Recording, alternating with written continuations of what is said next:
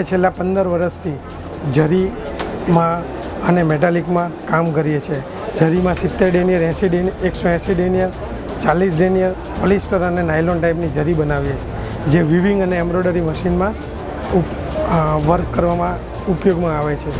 All over India અને ઇન્ડિયાની બહાર 20 કન્ટ્રીઝમાં એક્સપોર્ટ પણ કરીએ છીએ.